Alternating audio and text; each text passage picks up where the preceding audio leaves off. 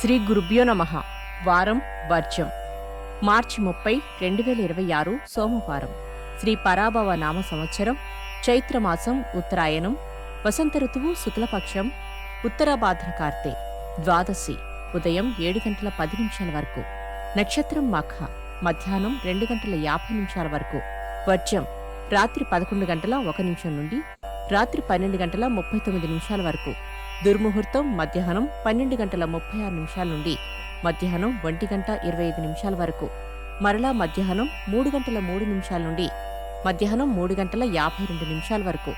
శుభ సమయం ఉదయం 7:30 నుండి 8 వరకు. రాహుకాలం ఉదయం 7:30 నుండి 9 వరకు.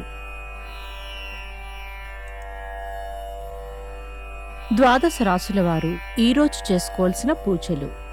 శివాలయంలో అభిషేకం జరిపించండి. ద్వాదశ రాశులు. మేషరాశి. మీ ఓర్పు సహనం మాటల చాతుర్యం వల్ల లాభపడతారు. విలువైన సమాచారం అందుకుంటారు. వృషభ రాశి. కొన్ని బాధ్యతల నుండి తప్పుకోవాలని భావిస్తారు.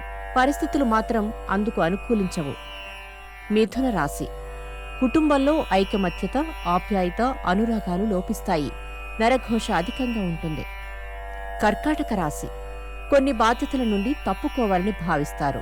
ఆదాయ వ్యయాలలో సమతుల్యతను సాధించగలుగుతారు. సింహరాశి.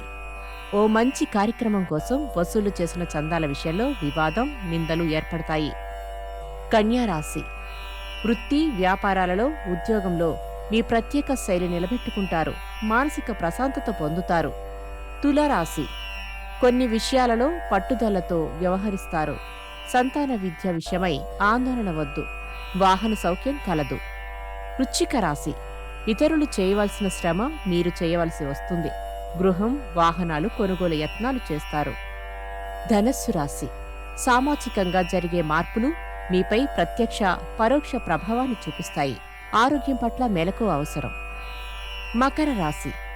జీవితంలో కొన్ని ముఖ్యమైన విషయాలలో అనుకూల ఫలితాలను సాధిస్తారు. పరిస్థితి బలపడుతుంది. కుంభరాశి. స్థిరాస్తులు కొనుగోలు చేస్తారు. నమ్మక ద్రోహం అడుగడుగున ఎదురవుతుంది. మీ మంచితనమే మీకు శ్రీరామ రక్ష.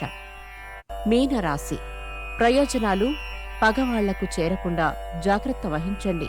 సామాజిక సేవా కార్యక్రమాలలో పాల్గొంటారు. నమస్కారం.